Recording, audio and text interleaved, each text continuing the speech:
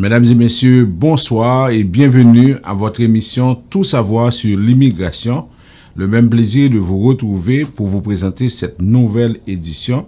Mon nom c'est François Jean-Denis, consultant canadien accrédité en immigration, à la mise en œuvre de notre ami Yvon Chéry. Nous sommes avec vous sur plusieurs plateformes, d'abord sur www.radioimmigration.com, sur la page Facebook de Vision Max Service, sur 3 stations de radio en Haïti, c'est Radio Macaya dans le sud, Radio Télé-Express à Jacmel et Radio Solidarité à Port-au-Prince. Nous sommes également sur d'autres stations, on a Radio Continental à Boston. Et comme vous savez, notre objectif, c'est toujours vous informer, toujours vous donner les dernières informations en immigration au Québec et au Canada. Parce que de plus en plus de personnes sont intéressées à venir au pays. Et ces gens-là, c'est un peu partout et à travers le monde. Parce qu'ils trouvent qu'il n'y a pas assez de possibilités dans leur pays. Ils veulent préparer leur avenir. Et c'est pourquoi ils décident de venir au Canada. Alors nous sommes là comme des avant-gardistes, comme des personnes qui veulent vous informer, qui vous donnent les informations. Parce que c'est avec ça que vous allez prendre les bonnes décisions. Parce que après plus que 12 ans que nous faisons ce travail-là, si jamais, imaginez, vous étiez bien informé, il y a des choses que vous auriez dû éviter. Mais malheureusement, il y a tellement de personnes qui essaient de vous de vous induire en erreur, c'est que c'est sûr que à ce moment-là, vous êtes en situation difficile, vous êtes très vulnérable et nous sommes là pour vous aider à bien comprendre ce qui se passe en immigration au Canada. Ce soir, à cette émission, nous avons plusieurs choses à partager avec vous. D'abord, les répercussions de la COVID sur l'immigration. Ensuite, nous allons vous parler des choses dont vous avez besoin. D'abord, sur les nouvelles, on va parler pour les personnes qui voyagent aux États-Unis. Le Canada a pris à assouplir les règlements pour les personnes qui voyagent qui ont fait un séjour de 72 heures aux États-Unis.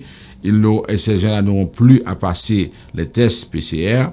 Ensuite, on va vous parler des permis d'études parce qu'apparemment, il y a un problème avec le système d'intelligence artificielle. On va vous parler aussi de Mamadou Konaté qui a obtenu le sursis pour il devait quitter hier le Canada, mais il a obtenu le sursis jeudi dernier. Ensuite, on va vous parler de beaucoup d'informations sur l'immigration du Québec avec la question de la pénurie de main-d'œuvre. On va voir ça sur plusieurs aspects de la langue, avec la loi 101, avec l'aspect de la démographie. Alors, on a toutes ces informations-là à partager avec vous. Ensuite, on va faire le rappel des nouvelles les plus importantes. On va prendre le temps de vous parler surtout pour la situation des travailleurs qualifiés, les gens qui sont à l'étranger, qui nous posent des questions et qui ne comprennent pas toujours notre rôle comme intermédiaire, comme représentant, parce qu'il y en a qui nous disent que oui, vous pouvez contacter les responsables, vous pouvez leur demander de nous aider, vous pouvez faire quelque chose pour nous. Alors, on va parler un peu de ça, on va faire un éclairage là-dessus. Alors, c'est tout et je vous invite à partager l'information, partager l'émission avec vos amis, vos proches. Dites-leur que nous sommes branchés et il y a 2 numéros de téléphone s'ils ne sont pas à la maison. Il y a le 438-701-8343, le 518-906-1857. Alors, ils peuvent composer ces 2 numéros pour nous écouter correctement, convenablement. Alors, on prend la première pause à l'émission. Tout de suite après, on va y revenir pour développer les points annoncés. Vous suivez votre émission Tout savoir sur l'immigration. On vous rappelle les numéros de téléphone pour nous rejoindre. 438-876-9398, 438-382-9398. En Haïti, on a toujours 2 numéros de téléphone, le 48 20 78 18, le 22 09 76 82. Vous pouvez aller aussi sur la page de Vision Max Service, www.visionmaxservice.com, www.visionmaxservice.ca. Vous pouvez également nous envoyer des messages par WhatsApp 438-876-9398 et vous savez que nous avons 2 rendez-vous les mardis soirs et les jeudis soirs à 7h PM. Alors vous pouvez à ce moment-là communiquer avec nous. Nous allons vous répondre dans la mesure du possible. Alors, on va commencer avec les répercussions de la COVID.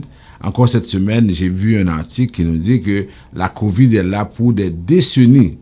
L'auteur de l'article dit que la COVID est là pour des décennies. C'est pas pour des jours, des mois, des décennies. Alors, probablement, nous allons vivre avec la COVID pour des années, encore des années. Alors, ce qui arrive, c'est que on aura toujours des répercussions de la COVID sur l'immigration. Parce que une fois que nous vivons avec la COVID, ça veut dire que nos comportements vont changer ou bien les responsables vont prendre des décisions suivant ce phénomène-là et vous allez voir qu'il y aura peut-être moins de déplacements ou bien dans les bureaux publics, vous allez voir on va continuer à exiger des mesures sanitaires. Alors, il faut comprendre que la COVID maintenant fait partie de notre vie. Alors, pour les répercussions, c'est sûr qu'on en a dans tous les domaines. Pour l'immigration qui nous concerne, qui nous intéresse, c'est que, vous savez maintenant, le Canada reçoit des visiteurs de partout dans le monde. Quel que soit le pays qui a des ressortissants voulant venir au Canada, oui, c'est possible depuis le 7 septembre 2021.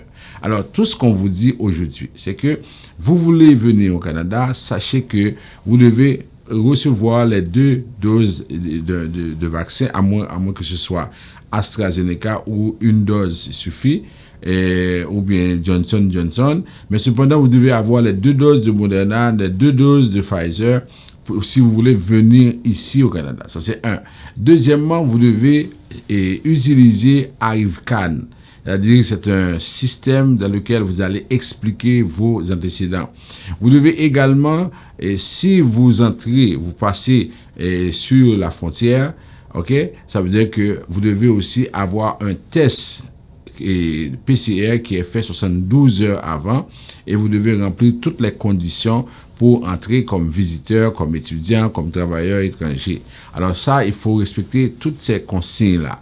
Et je vous ai toujours dit que vous devez vous déplacer un peu à l'avance parce qu'il y a beaucoup de personnes, il n'y a plus de contrôle à faire, il n'y a plus d'exigences à respecter. Alors là, vous devez respecter, vous devez utiliser tous ces atouts-là pour pouvoir effectivement traverser ou bien venir au Canada de façon correcte. Alors, une fois que vous arrivez, dépendamment de votre situation, il se peut qu'on vous demande d'aller en quarantaine. Ok? Moi, je vois, il y a certaines personnes à qui on demande de respecter la quarantaine, d'autres à qui on dit qu'ils peuvent continuer à fonctionner sans quarantaine. Alors, ça va dépendre de votre condition, ça va dépendre du vaccin que vous avez pris, ça va dépendre de beaucoup de facteurs. Et seul l'agent au point d'entrée peut vous donner ces consignes-là. OK? Ce ne sont pas vos parents. Alors, si on vous dit de respecter les consignes, vous devez respecter les consignes sanitaires et n'écoutez pas un parent qui pourrait vous dire « Ah non, vous n'avez rien. » Non. Faites attention parce qu'il y a une loi d'urgence qui a été votée ici au Canada et cette loi a des sanctions, prévoit des sanctions contre tous ceux qui ne veulent pas respecter ces exigences-là. Maintenant, on va regarder, par exemple, la situation. On dit que si vous êtes arrivé ici comme visiteur, vous devez aussi respecter les conditions. Si vous avez un visa simple, visa régulier, ok, normalement, vous avez 6 mois comme séjour. Mais si vous avez un super visa, c'est 2 ans. Mais je rappelle également qu'il n'y a aucune différence. À part le séjour qui est différent, il n'y a aucune autre différence entre le super visa et le visa régulier. Ne pensez pas qu'avec le super visa, vous pouvez travailler. D'ailleurs, la plupart des gens qui ont des super visas ne sont plus en âge de travailler. Ce sont des personnes qui se rapprochent de la retraite ou bien qui sont déjà à la retraite. Alors, c'est sûr que le super visa ne vous donne droit à aucun avantage en termes d'assurance, en termes de protection, en termes de possibilité de travailler. C'est faux, archi faux. Maintenant, si vous voulez rester davantage, vous devez à ce moment faire la prolongation de séjour. Et si vous avez l'intention de faire une demande d'asile en venant ici, je vous conseille de passer nous voir. Nous allons analyser avec vous toutes les options. Et encore là, je vous rappelle, c'est que souvent, il y en a qui nous disent que, ah oui, je viens ici, et puis il y a beaucoup de problèmes en Haïti, et je vais faire une demande de considération humanitaire. Alors, je vous dis de faire attention.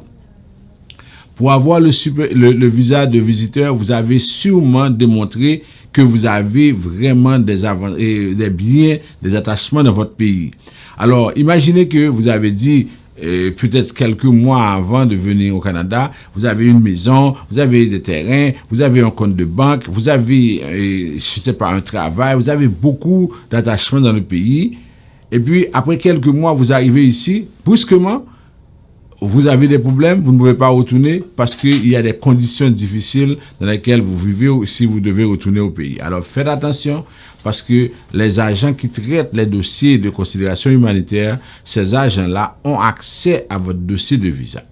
Maintenant, on va parler pour les étudiants étrangers. Et je vous ai dit que les étudiants étrangers doivent également respecter toutes les exigences sanitaires avant de venir ici au Canada. Et cependant, ce qu'on doit vous expliquer aussi, c'est que normalement, si vous venez maintenant au Canada pour votre trimestre qui va commencer en hiver, vous devez avoir votre lettre en main, votre lettre d'admission. Ce qui arrive, c'est que si votre session devait commencer au mois de septembre, pour des raisons indépendantes de votre volonté, vous n'avez pas pu commencer ça. Par exemple, il y en a qui sont, moi j'ai des clients qui sont dans certaines parties du pays, qui ont reçu l'admission, mais qui ont reçu une lettre disant que leur demande a été approuvée. Mais parce que ces gens-là ne peuvent pas aller à Port-au-Prince, ne peuvent pas traverser la frontière de Martissan, alors ces gens-là se retrouvent aujourd'hui dans leur ville et n'arrivent pas à voyager. Il y en a qui ont des permis d'études pour septembre qui ne peuvent pas arriver. Alors imaginez que si ces gens-là doivent voyager, ils doivent amener la lettre d'admission pour le prochain trimestre. Sinon, ce qu'on va leur dire, on va leur dire tout simplement, vous ne pouvez pas avoir le permis d'études. N'oubliez pas, je vous rappelle ça chaque semaine, vous n'avez pas le permis d'études à l'étranger. Vous avez une feuille de route. Vous avez le permis d'études lorsque vous arrivez au point d'entrée, soit à la frontière, soit à l'aéroport. Vous ne pouvez pas être étudiant étranger pendant que vous êtes à l'étranger. Vous êtes étudiant étranger sur le territoire canadien. Alors, vous n'êtes pas étudiant étranger dans votre pays. Alors, il faut bien comprendre les notions pour savoir comment procéder avec ça. Pour les permis de travail, pour les travailleurs et temporaires, ça veut dire que c'est la même chose. Vous devez respecter les règlements parce que c'est comme ça que vous devez faire ça. Maintenant, regardons la situation pour les bureaux et par exemple, les bureaux qui sont à l'étranger, notamment les bureaux de visa. Si vous avez, par exemple, à faire une demande, et notamment, je parle pour les gens qui sont en Haïti, c'est que si vous avez à faire une demande, sachez qu'on ne reçoit plus de demandes papier. Les choses ont changé. Chaque fois qu'on vous le dit, vous ne comprenez pas ça. Il y en a qui, jusqu'à présent, qui me disent que oui, j'aimerais aller au bureau des visas à Port-au-Prince pour déposer ma demande. On ne reçoit plus de demandes papier. Au bureau qui est à Pétionville, on reçoit seulement les personnes qui veulent faire des empreintes. OK? Et en passant, il y en a qui me disent pourquoi faire des empreintes? Est-ce qu'on a volé des choses? Est-ce qu'on a fait ceci? Les empreintes sont une étape importante. C'est pour éviter des fraudes qu'on a utilisées, qu'on a installé cette mesure-là depuis plusieurs années. OK. Alors, ça veut dire que pour les bureaux, vous y allez si et seulement si vous avez un rendez-vous. Si vous n'avez pas de rendez-vous, vous ne pouvez pas vous présenter. J'espère que vous allez comprendre ça. Maintenant, pour les gens qui veulent faire des demandes d'asile, alors on a plusieurs catégories. On a des personnes qui sont aux États-Unis qui veulent faire des demandes d'asile. On a des personnes qui traversent la frontière. On a des personnes qui arrivent au Canada. Alors, si vous êtes aux États-Unis, vous voulez faire la demande d'asile, jusqu'à présent, ok, jusqu'au moment où l'on se parle, on est samedi 20 novembre, jusqu'au moment où on se parle, si vous n'avez pas un parent qui a un statut au Canada, vous ne pouvez pas vous présenter à la frontière pour faire la demande. La semaine dernière, nous avons annoncé que d'ici la fin du mois de novembre, on prévoit la réouverture du chemin Roxane. J'ai dit, à la fin du mois de novembre, c'est Radio-Canada qui avait donné cette information-là, on prévoit la réouverture du chemin Roxane. Cette semaine, il y a 2 personnes qui nous ont appelé pour nous dire, oui, on a été au chemin Roxane, c'est fermé. Alors que j'ai dit, on prévoit, je n'ai pas donné de date et en même temps, je n'ai pas dit que c'est ouvert et vous avez été. Alors, à ce moment-là, on les a fait retourner et c'est ça. J'ai dit, allez écouter ce que je vous dis parce que non seulement l'émission, elle est disponible sur la page Facebook de Vision Max et là, vous pouvez toujours écouter. Nous, on sait ce qu'on dit. Alors, si vous interprétez mal ce qu'on dit, ça, c'est un problème pour vous. Bon, maintenant, alors, ces gens-là doivent avoir un parent au Canada et ce parent-là doit avoir un statut. OK? Quand on parle de parents, on n'inclut pas les cousins, les cousines. Maintenant, si vous êtes au Canada, vous voulez faire votre demande, alors maintenant, pour faire une demande d'asile, ils ont changé totalement la façon de faire. Alors, vous ne pouvez pas vous présenter à un bureau pour le faire. Et autrefois, on pouvait envoyer la demande, une fois pour toutes, ils ont changé ça. Maintenant, il faut aller en ligne pour commencer la demande. Et une fois que vous avez commencé la demande, et après ça, il faut attendre qu'on vous écrive pour avancer, pour faire avancer le processus. Alors, vous voyez que ce n'est pas quelque chose de facile. Ça veut dire que si quelqu'un ne maîtrise pas ces notions informatiques, c'est sûr qu'on ne peut plus envoyer une demande. Alors, faites attention. Et deuxièmement, lorsque vous allez faire votre demande également, il faut savoir ce que vous allez mettre comme information sur cette demande-là. OK? Maintenant, on regarde d'autres aspects sur le bureau ici au Canada. Ça veut dire qu'il faut aussi avoir des rendez-vous avant de vous présenter. Pour la citoyenneté, il faut non seulement faire votre demande.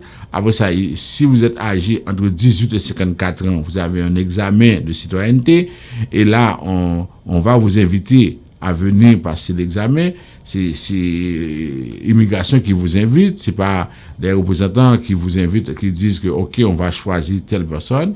Et ensuite, pour la citoyenneté, la prestation de serment, il faut également attendre la date.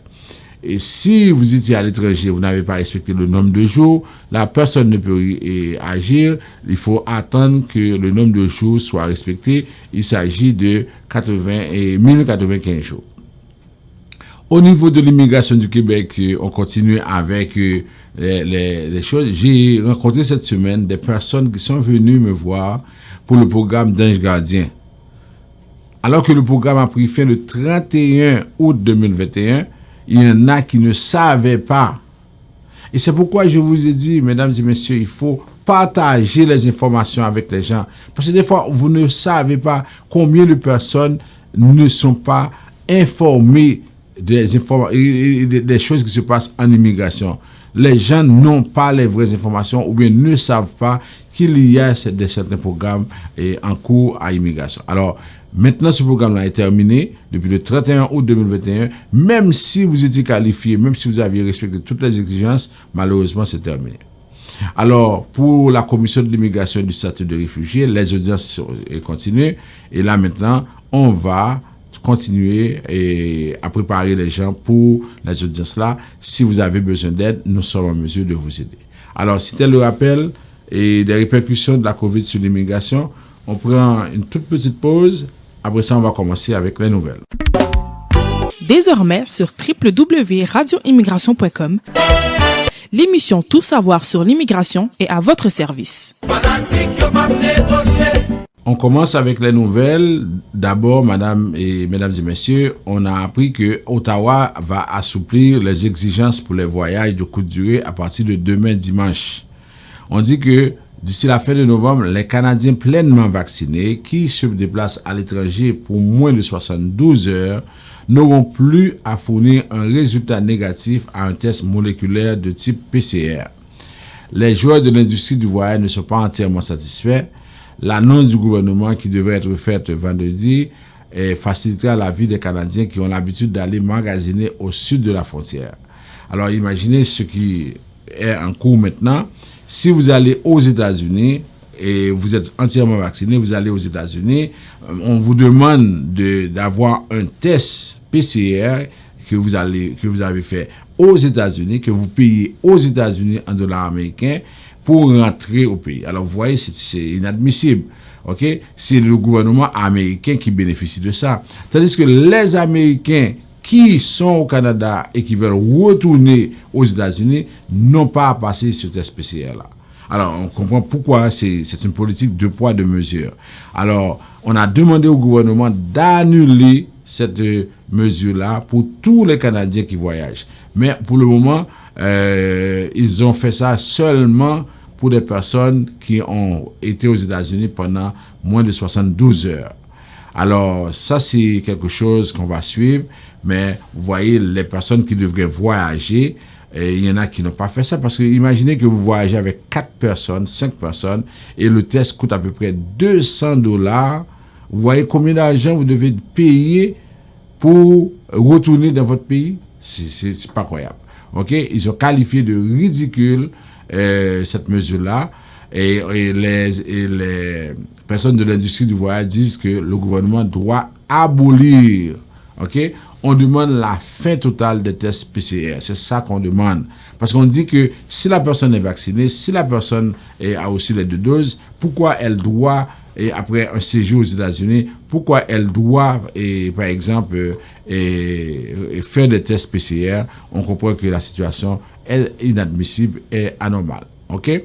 Maintenant, on va voir, par exemple, les partis d'opposition qui effectivement réagissent. Le Parti conservateur dit que oui, on doit effectivement abolir ça. Le Bloc québécois appelle à la prudence parce que ça peut aussi entraîner des problèmes pour la sécurité et pour les Québécois et tout ça. Alors, les partis d'opposition ne sont pas, par exemple, n'ont pas les mêmes opinions, mais on comprend, ça dépend de leur idéologie. Et c'est sûr que le Parti conservateur ne fait pas la promotion des vaccins. Et c'est sûr que le Parti conservateur a des députés qui ne sont pas vaccinés. Mais le Parti libéral du Canada demande que tous ceux qui fréquentent le Parlement soient vaccinés. Et c'est pourquoi il y a des députés conservateurs qui ne pourront pas siéger lors de la réouverture parce qu'ils refusent de prendre le vaccin. Maintenant, on continue avec une autre nouvelle. Mamadou Konaté, voyant dont on a parlé la semaine dernière, qui était menacé d'expulsion, finalement, il obtient un sursis. Alors, mercredi dernier, l'avocat de Mamadou Konaté a reçu un avis suivant lequel monsieur n'a pas à quitter le pays et la mesure d'exécution ne sera, la mesure de renvoi ne sera pas mise à exécution.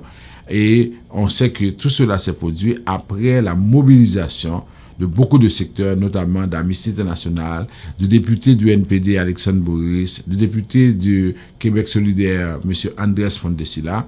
Alors, ces gens-là ont demandé au gouvernement de M. Trudeau, notamment au ministre de la Sécurité publique, M. Mendicino, au ministre de l'Immigration, Sin Fraser, ils leur ont demandé de faire quelque chose parce que M. Mamadou Konaté, c'est un immigrant modèle. Il est venu ici en 2016. Il a fait une demande d'asile qui a été refusée parce qu'on le reproche d'avoir eu des liens avec des groupes subversifs en Côte d'Ivoire. Et ensuite, il a travaillé pendant la COVID comme préposé. Et parce qu'il n'était pas préposé aux bénéficiaires, sa demande a été, il n'a pas pu faire sa demande. Et il avait une épée de Damoclès sur sa tête. Alors là, avec cette mobilisation, on lui a donné un sursis et plus tard, il va faire sa demande de considération humanitaire pour essayer d'avoir un statut au pays. Alors, c'est bon la mobilisation, mais on dit que on doit avoir une possibilité, un canal pour pouvoir traiter ces dossiers-là sans être obligé de mobiliser tout le monde. C'est ça qu'on a dit. Et quelqu'un comme Mamadou Konaté, qui est ici depuis 6 ans, on devrait trouver une façon pour l'aider à rester au pays. Maintenant, autre nouvelle, on a appris que la COVID-19 a saigné l'immigration francophone. Alors, on a dit que ce n'est un secret pour personne. La pandémie a mis un frein sec à l'immigration au Canada en général et en Ontario en particulier.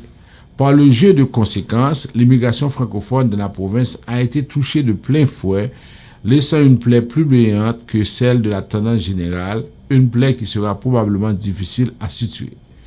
Alors, d'après les statistiques d'Immigration Canada,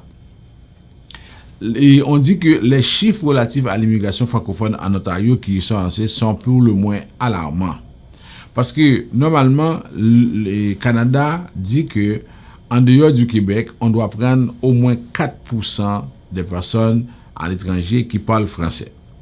Alors, où est-ce qu'on trouve des personnes qui parlent français? Généralement en Afrique, où il y a 54 pays où on parle le français. Ensuite, dans les Antilles, ensuite en Haïti et dans quelques pays en Europe. C'est là qu'on trouve la population francophone. Or, il se trouve que avec la COVID, qui n'a pas fait de dégâts en Afrique, avec la COVID qui n'a pas fait de dégâts en Haïti, dans les Antilles, les gens ne prennent pas de vaccin. Alors, s'ils ne prennent pas de vaccin, c'est comme si ce n'est pas une clientèle favorable pour l'immigration. Parce qu'il n'y a pas eu... Comment peut-on demander à des gens de prendre des vaccins pendant qu'ils n'ont pas eu de problème? Alors aujourd'hui, pour voyager, on leur demande de prendre ces deux vaccins-là. Et j'ai entendu un expert qui dit que au lieu de commencer à donner une 3e dose aux gens, on devrait se mobiliser pour vacciner tous les autres ressortissants des pays qui n'ont pas encore même une dose. Parce que c'est ça qui va mettre en danger la population, qui va mettre en danger les autres pays où les gens sont vaccinés. Alors, on revient à l'immigration francophone. On dit que parce que ces pays-là n'ont pas pris de vaccin, il y a eu moins de visites dans ces pays et c'est pourquoi on dit que la COVID a saigné l'immigration francophone. Le nombre de personnes francophones arrivées ici a baissé. On dit au 3e trimestre 2021, le nombre de nouveaux résidents permanents d'expression française ne représente qu'à peine 2% de la totalité des nouveaux arrivants avec le même statut, alors que la cible pour la province de l'Ontario est de 5%. Alors vous comprenez ça? Ça veut dire qu'il y a un gros problème. Alors on dit que si ça continue, c'est sûr qu'on va avoir moins de francophones au pays et on va de plus en plus vers un pays unilingue anglophone parce que de plus en plus les gens il va y avoir moins de francophones au pays. Alors on dit que l'Afrique comme principal réservoir d'immigration est sous-vaccinée. Alors c'est pourquoi on explique ce grand écart et maintenant on dit qu'il faudrait travailler pour vacciner la population africaine et à partir de là, ça va au moins permettre aux gens d'avoir plus de francophones ici en Ontario, ici au Canada. Alors c'est ça, c'est pourquoi on dit que la COVID a saigné l'immigration francophone. Maintenant, autre nouvelle, quelque chose qui est assez important pour vous, que vous devez suivre, ok? On dit que le Canada refuse davantage de permis d'études. On a beaucoup de cas de permis d'études qui sont refusés. Et là, on dit, est-ce que la nouvelle technologie d'intelligence artificielle, est-ce qu'elle est à blâmer? Ok? C'est Nicolas King, un reporter sur l'immigration, qui écrit que on a des gens qui ont fait des demandes de permis d'études de 3e cycle, mais ça a été refusé avec une explication ressemblant à un modèle de réponse. L'agent dit, je ne suis pas convaincu que vous quitterez le Canada, etc. Après une 3e tentative infructueuse, Mogadam, qui a déjà une maîtrise en génie électronique de l'Iran, a contesté le refus devant le tribunal et l'affaire a été réglée. Il étudie maintenant la gestion de l'énergie à Vancouver. Son avocate a déclaré qu'au cours des dernières années, elle avait remarqué un nombre croissant de refus de permis d'études comme celui de Mogadam. Les notes internes prises par les agents ne révèlent que des analyses génériques basées sur un langage à l'emporte-pièce et n'ont souvent rien à voir avec la preuve particulière présentée par le demandeur. Nous voyons beaucoup de gens qui auraient auparavant été acceptés ou qui ont vraiment de ce que nous considérons comme des dossiers complets avec beaucoup de preuves de soutien financier, beaucoup de liens avec leur pays d'origine. Ce genre de dossier est simplement refusé.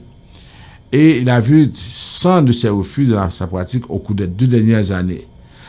On conteste ces affaires devant les tribunaux et on a commencé à avoir beaucoup de notes internes, des notes que les officiers ont et elles commencent toutes à se ressembler encore qu'avant. On dit on ne comprend pas ça.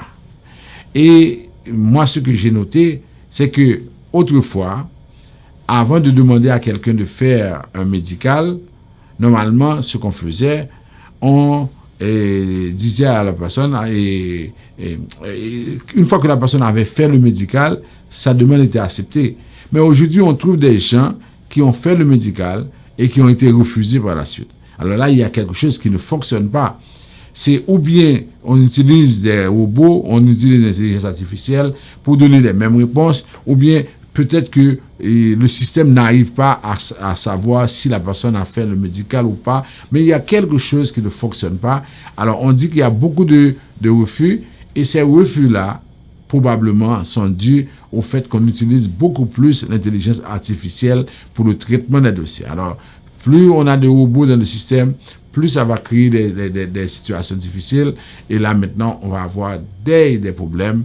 Et surtout, dans les cas pour les pays de l'Asie, où il y a tellement de personnes qui arrivent ici et qui veulent faire des demandes, notamment en Iran, en Inde, aux Philippines, en Chine, ça risque d'avoir beaucoup de répercussions sur les demandes de permis d'études, parce que les gens, ils font les demandes et ils s'attendent à ce que tout se passe correctement, que les dossiers soient traités convenablement. Maintenant, on va passer au Québec. Au Québec, c'est que on va regarder la situation avec les personnes, avec les problèmes de pénurie de main-d'œuvre, et je peux vous dire que ça commence à faire mal. Au niveau de la pénurie de main-d'œuvre, vous savez qu'au Québec, on est en train de voter la loi 96, cette loi qui établit les règles de fonctionnement du français comme langue de travail dans la province. Mais ce qui arrive, on est en train de se poser la question, on dit, oui, on veut avoir une loi pour définir les règles, pour définir les principes sur le fonctionnement du français, mais on dit que ça ne va pas résoudre le problème. Et l'auteur dit que, et il s'appelle Charles Castonguay, il dit qu'il se rappelle lorsqu'au Québec, il y avait beaucoup de personnes parlant français. Il se rappelle à ce moment-là qu'on avait fait appel à des professeurs, à des personnes formées en Haïti qui étaient venues. Et là, ce sont des personnes, il appelle ça des francotropes, et il y a des francophones et des francotropes. Nous qui sommes des Haïtiens, nous ne sommes pas francophones, parce que notre langue, c'est le créole. Nous sommes des créolophones. Mais cependant, nous sommes issus d'une culture francophone, ça veut dire que nous avons des valeurs qui ressemblent beaucoup à la culture française, et c'est pourquoi facilement nous sommes en mesure de pouvoir nous adapter à un milieu francophone. Alors il dit que prenons les gens du Vietnam qui étaient venus aussi après la guerre du Vietnam, ensuite les Haïtiens, et là on n'avait pas de problème à faire accepter le français comme langue de travail. Mais aujourd'hui, quand M. Legault déclare à CBC que même si on n'est pas obligé d'avoir des francophones ici, on peut prendre des gens de Corée du Sud, des gens de Philippines, des gens, je ne sais pas, de la Chine. Quand vous avez des immigrants de tous ces pays-là qui arrivent au pays, on comprend très bien que vous n'avez pas de francophones et de francotropes. Et qu'est-ce qui va se passer? Le français va être en déclin. Et c'est aussi simple que ça, c'est ce qu'il dit. On peut voter toutes les lois possibles et imaginables ici au Québec. Si on ne fait pas appel à l'immigration, où on cherche des francophones et on cherche également des francotropes, c'est sûr que la situation va rester la même et le français va continuer à décliner, notamment avec M. Legault qui a une position mitigée. En 2017, il disait que c'était pas obligatoire d'avoir ça, et aujourd'hui, il est en train de damer le pion à d'autres partis de l'opposition en montrant que c'est lui qui défend la langue française. C'est faux, parce que les gens qui arrivent ici, une fois sur le sol québécois, quand ils veulent travailler, on leur demande s'ils parlent anglais. Alors imaginez que si on a quelque chose à faire, c'est d'abord au niveau des entreprises et au niveau du choix de candidats que l'on fait. Parce que s'il y a un groupe qui est vraiment lésé dans l'immigration actuellement, ce sont les francophones, et notamment au Québec qui est considéré comme la province francophone. On a vu tantôt comment la COVID a saigné l'immigration francophone ailleurs, en dehors du Québec. Mais même au Québec, on a vu que dans les statistiques, on reçoit beaucoup plus de Coréens, beaucoup plus de Chinois, beaucoup plus d'Indiens, beaucoup plus de Philippins que des Africains. Alors, comprenez bien la situation. C'est comment voulez-vous avoir des francophones ou des francotropes quand vous refusez l'accès à ces personnes-là? Alors, on dit que la situation va être extrêmement grave. Maintenant, il y a un autre aspect qu'on veut aborder, c'est l'aspect de la pénurie de main-d'œuvre et l'accroissement de la population. Alors, il y a des articles, il y a le professeur Victor Piché, qui est professeur à l'Université de Montréal, qui écrit un article assez intéressant, qui explique qu'aujourd'hui, on a un sérieux problème. Parce que lorsque le Québec refuse de faire venir des personnes pour travailler, là maintenant, la population va baisser considérablement.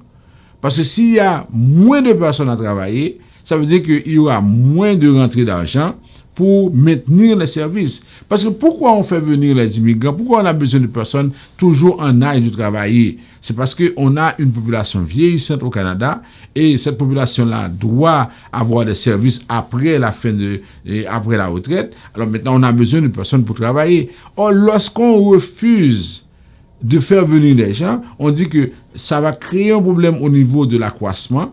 Et les gens vont continuer à mourir. Ça veut dire que s'il y a une chose qui ne peut pas attendre, c'est la mort. Les gens vont continuer à mourir. Mais pendant qu'ils vont mourir, si on n'a pas d'autres personnes qui arrivent et pour pouvoir maintenir les services, ça va créer un problème. Ça va diminuer le poids démographique du Québec aussi dans la Confédération. Et ça va avoir des effets. Et M. Victor Piché dit, si M. Legault ne fait pas attention, dans 5-10 ans, on va avoir des zones dépeuplées. Et ça va affecter l'économie en général. Parce que quand vous n'avez pas... Imaginez aujourd'hui que vous êtes en situation, vous n'avez pas assez de personnes pour travailler dans l'industrie et la restauration. Vous n'avez pas de personnes pour travailler dans les services essentiels. Ça crée un sérieux problème. Et aujourd'hui, qu'est-ce qu'on fait dans ce cas-là? C'est qu'on arrive à une situation où on se dit que si c'est comme ça, ça va créer beaucoup de complications et au niveau économique, et au niveau du poids démographique du Québec dans la Confédération, et au niveau des rapports naissance-décès, ok, parce que la fécondité ne va pas régler le problème. Ensuite, même lorsqu'on demande à des gens de pouvoir travailler après l'âge supposé de la retraite, 65 ans, mais vous ne pouvez pas avoir des personnes qui travaillent à 70, 75 ans. À un moment bien déterminé, ces gens-là doivent arrêter de travailler. Alors, si on n'a pas de relève, ça va créer un problème très, très compliqué. On va s'arrêter là et puis on va continuer avec le rappel des nouvelles les plus importantes. Vous suivez votre émission Tout savoir sur l'immigration. Alors, on va faire maintenant le rappel des nouvelles les plus importantes. Pour les gens qui nous appellent pour avoir un visa de visiteur, je ne sais plus quoi dire à ces personnes-là, et surtout dans un pays comme Haïti où l'ambassade américaine a fermé ses portes, ça veut dire que ou bien le service consulaire de l'ambassade des États-Unis a fermé ses portes. Et c'est sûr qu'il y a beaucoup de personnes qui aimeraient quitter ce pays, mais malheureusement pour quitter ce pays-là, ça prend un visa. Même les services consulaires de la République dominicaine font monter les enchères et on a de la difficulté à trouver un visa de visiteur pour la République dominicaine. Alors, dans les circonstances, vous nous appelez régulièrement pour nous demander d'avoir un visa de visiteur. On aimerait bien, comme je vous dis souvent, si moi j'avais cette possibilité-là, je donnerais un visa de visiteur à tous les Haïtiens. Et puis, j'allais voir ce que vous allez faire. Est-ce que tout le monde allait quitter le pays? Et là, maintenant, on allait commencer par avoir une nouvelle génération pour avoir de nouvelles têtes, parce que peut-être que ce pays-là pourrait changer. Parce que ce n'est pas la terre d'Haïti qui fait problème, ce sont les hommes qui y habitent. OK? Alors, aujourd'hui, tout ce que je peux vous dire pour l'immigration, oui, on continue à recevoir des demandes de visa de visiteurs, mais ça dépend de ce que vous avez comme attachement. Et puis, votre cas n'est pas celui de votre voisin. Chaque cas est unique. Alors, vous faites une demande et on vous dit si vous avez des attachements. Si vous ne pouvez pas prouver vos attachements, vous n'aurez pas de visa de visiteur. Et je vous dis ceci. depuis le 7 septembre, on a beaucoup de personnes qui sont arrivées un peu partout dans le monde. Et la plupart de ces gens ne retournent pas, ne veulent pas retourner. La plupart font des demandes d'asile. Ça veut dire d'ici quelques mois, on va avoir une situation, c'est-à-dire systématique de refus au bureau des visas. Okay? Parce qu'on va dire, il y a trop de demandes d'asile au pays, alors il faut ralentir, il faut freiner ça. Alors il y a un rapport de cause à effet entre les demandes d'asile et les demandes et les acceptations de visa de visiteurs. Alors il faut toujours comprendre ça. Chaque cas est unique. Vous nous appelez et nous allons vous dire la vérité, nous allons vous donner l'heure juste en vous expliquant si dans votre cas c'est possible. Mais ce que nous vous disons, c'est notre analyse que l'on fait. Nous ne sommes pas des consuls. Même si je vous dis que oui, vous avez assez d'attachement, mais c'est le consul qui donne sa décision finale. OK? Maintenant, pour les permis d'études, pour les gens qui veulent venir ici pour étudier, alors déjà on travaille avec ceux qui veulent venir en janvier. C'est clair que si quelqu'un veut commencer la démarche maintenant, cette personne-là ne peut pas venir, elle ne peut pas venir en janvier parce que c'est trop tard. Pour une demande de visa de visiteur et de permis d'études, ça prend plus de temps. OK? J'espère que vous comprenez ça. Ensuite, pour les questions liées au permis de travail, pour ceux qui veulent venir comme travailleurs étrangers temporaires, oui, c'est un processus assez long. Alors, vous pouvez faire la démarche, mais sachez que ça prend beaucoup plus de temps. Maintenant, pour ce qui a trait aux questions relatives aux demandes de résidence permanente, notamment la demande de travailleurs qualifiés. Pour les demandeurs de travailleurs qualifiés, actuellement, Québec continue à envoyer des invitations. Nous, quand on reçoit des invitations pour nos clients, on les appelle. Okay? Même si vous nous appelez, nous ne sommes pas en mesure de vous dire quand est-ce qu'on va vous envoyer une invitation. Nous ne sommes pas en mesure de vous indiquer exactement ce qui peut être fait et il suffit d'attendre. Je sais que souvent, c'est très long. Je sais que vous aimeriez trouver une solution rapidement, mais cependant, à ceux qui ont des parents ici, alors vous pouvez leur parler et pour savoir comment est la situation, parce que de toute façon, lorsque on vous dit une chose, c'est parce qu'on a constaté que c'est ça la réalité et on n'est pas là pour vous donner une information qui n'est pas vraie. Maintenant, autre chose, c'est pour le cas de parrainage de parents. Alors, on vous dit que pour le moment, tout ce que vous avez à faire, c'est de faire, et vous avez jusqu'au 6 décembre pour compléter les cas de parrainage de parents. Organisez-vous pour que tout se passe correctement. Ensuite, pour ce qui a trait aux demandes de parrainage de conjoint, sachez que pour parrainage de conjoint, vous devez démontrer que votre relation, elle est vraie, elle est authentique. Alors ça, il faut vraiment faire le nécessaire pour démontrer ça. Par ailleurs, si vous avez, par exemple, à faire une demande de considération humanitaire ou une demande d'asile, alors, moi, je dis tout le monde qui est ici, qui vient, qui veut faire demande d'asile, pas oublier ça, nous toujours dit, avant de commencer à faire demande d'asile là, venez côté nous pour nous garder ça ensemble avec nous, pour nous ouais exactement est-ce que conditions réunies pour nous faire demande d'asile là. Parce que si nous pas ouais conditions réunies, a un problème et là ça, nous allons retrouver nous dans la situation côté concrètement, ça ne va pas le dire, pas le effet, pas le impact sur nous. Alors c'est important pile pour que nous connaissions que pour nous faire demande d'asile non, c'est que faut nous capable arriver gagner une vraie raison, n'a regarder avec nous tout motif et n'a regarder situation non. OK? Alors, si nous fait demande n'importe qui gens, n'a gagner n'importe qui décision tout et l'on gagne n'importe décision, ça veut dire c'est pas un bagage qui parle en faveur. Alors, et vous êtes ici quelle que soit votre nationalité, vous aimeriez faire une demande d'asile, alors sachez que nous sommes là, nous pouvons vous aider, nous pouvons vous accompagner du début jusqu'à la fin, nous pouvons voir avec vous ce qui est important, ce que vous devez démontrer dans votre dossier, dans votre demande d'asile. Maintenant, pour ce qui a trait aux demandes de considération humanitaire, Alors, jusqu'à présent, on a de très bons résultats pour les gens qui veulent demander. Nous sommes en mesure de les aider, de leur expliquer comment on fait une demande de considération humanitaire, quels sont les éléments qu'ils doivent mettre dans leur dossier. Alors, pour un peu de monde qui te fin gen dossier et asile refusé, gen pile moun k'ap marché avec katabion babrayo, k'ap marché magasiner, k'ap dit ah oui, besoin combien qu'on vous fait humanitaire et là, combien qu'on vous fait humanitaire. Si c'est ça ou fait commencer gen problème. Si on évaluer ça moun n'a fait en fonction de comme li mandé là ça fait commencer gen problème. Alors tout ça nous-mêmes nous gagnons pour nous dire c'est que ou besoin de faire une demande de considération humanitaire, ou dans situation côté de demande asile ou de fin refusé, alors qu'on a c'est pour dire tout, là qu'on a là pas gain droit à l'erreur encore. Faut moi prendre une disposition pour faire une demande en bonne et due forme. Et là ça, faut aller rencontrer avec un monde qui va l'expliquer, qui établit va le faire, comment ça va marcher pour que demande ou ka fonctionner correctement. Ça, c'est important en pile pour vous-même, pour connaître comment ça fait.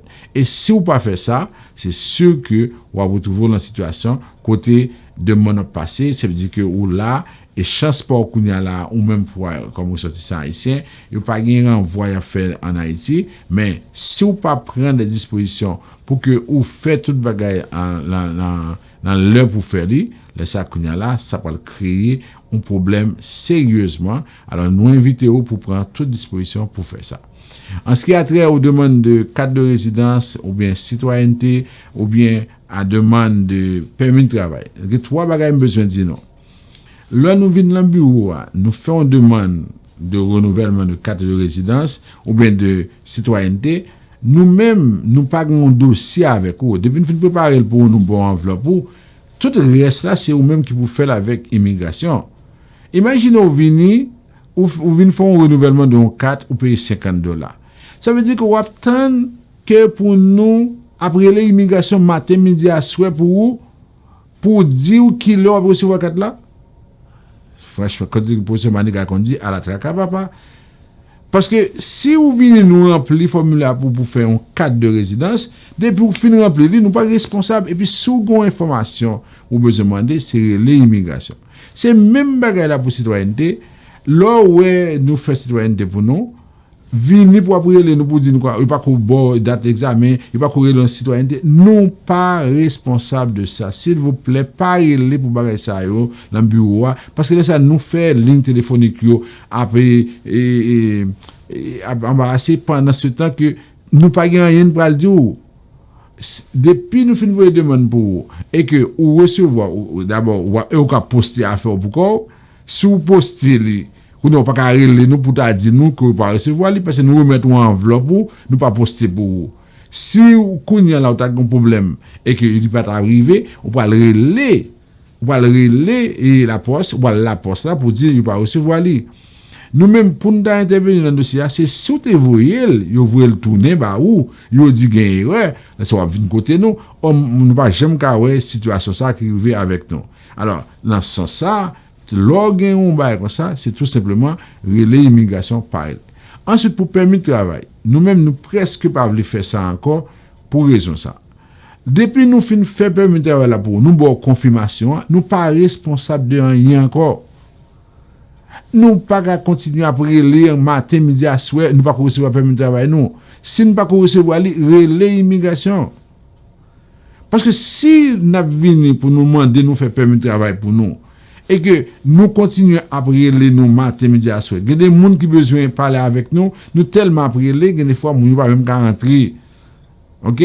Alors nous disons gens qui ont carte résidence qui ont citoyenneté et qui ont permis de travail, gens ça te venu, c'est que une fois que nous immigration recevoir ça passe sous responsabilité non et si nous pas voulons respecter ça nous pas faire ni renouvellement carte encore pour personne nous pas faire ni affaire citoyenneté nous pas faire ni renouvellement permis de travail laisse ça au moins nous connaît que nous pas parler nous pour ça et en plus de ça pour monde qui fait venir qui fait demande d'asile qu'on y a là c'est pas nous qui fait permis de travail pour nous permis de travail là c'est automatiquement soit regarder dans formulaire annexe 12 là yo automatiquement demande s'ouvrir permis de travail ou permis d'études.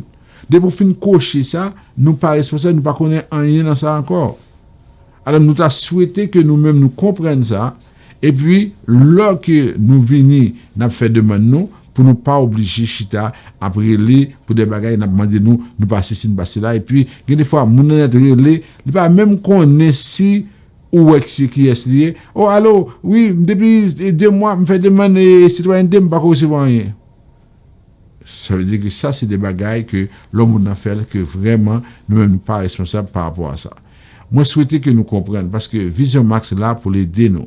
Mais pour l'aider nous, il faut nous-mêmes nous collaborer. Parce que si nous pas collaborer, ça veut dire que l'État n'a fait le responsable des bagages qui n'est pas responsable et n'est pas bon pour nous par rapport à ça.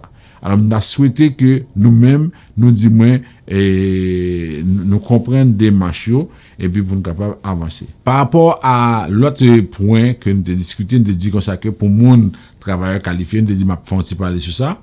Par rapport à la question de travailleurs qualifiés, c'est que nous-mêmes qui sommes à l'étranger, il y a un peu de monde qui dit nous, oui, si vous ne pouvez pas corréler, si vous ne pouvez pas rien qui tombe, alors nous-mêmes nous toujours dit nous, depuis qu'on bagaille qui tombe, n'a fait nous connaître. OK? Depuis qu'on bagaille qui tombe, n'a fait nous connaître. Mais ça qui arrive, c'est que oui, en 2022, Immigration Québec dit qu'il va augmenter le nombre de monde qui apprend. OK? Alors, l'Immigration Québec dit ça, mais nous pas quoi en 2022. Et l'Olysée dit ça qu'il a augmenté le nombre de monde, il pas dit que il a changé critères. Critères ont toujours été même gens et c'est immigration qui voit invitation ba moun yo. Alors il y a l'autre programme dans notre province, par exemple si quelqu'un qui est intéressé, qui voulait garder, c'est surtout dans le domaine santé, dans le domaine informatique, domaine service. Oui, il y a des domaines qui effectivement moun est capable river faire des démarches. Mais tout ça n'a dit c'est que pour que démarche soit capable faire, faut que au moins nous-mêmes nous gagnons un test de langue non et il y a des gens qui te fait test français yo qui est expiré. Ça fait l'expirer parce que moun nan retrouvé dans la situation 2 ans qui ont passé, il va gagner test encore. Alors tout ça n'a dit non, c'est que faut nous planifier non, vérifier parce que moi-même moi pas capable songer pour nous que le test français nous a expiré.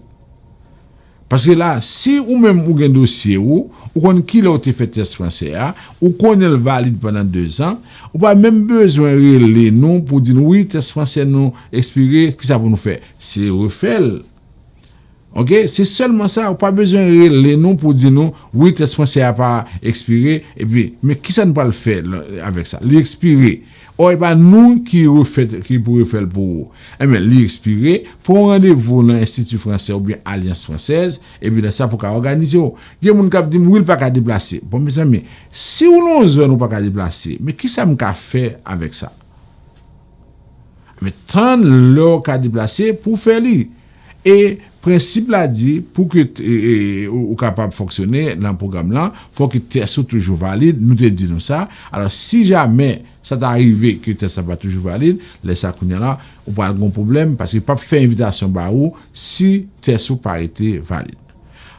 Merci d'avoir été à l'écoute, ça veut dire que ça nous a fait plaisir de partager avec vous toutes ces informations là. On remercie également notre ami Yvon Chéri qui a fait un excellent travail et c'est grâce à lui que vous pouvez voir ces émissions-là et que parce que c'est lui qui travaille là-dessus à tous les niveaux. Et on vous donne rendez-vous la semaine prochaine pour une autre émission. Mais sachez que vous avez les 2 résumés de l'actualité le mardi soir et le jeudi soir. Et puis vous pouvez nous écouter par téléphone au 438-701-8343 si vous êtes à Montréal, 518-906-1857 si vous êtes aux États-Unis. Alors, l'émission est en rediffusion chaque matin à 8h AM, chaque après-midi à 1h PM, chaque soir à 6h PM. Merci beaucoup. Bonne soirée. À la semaine prochaine.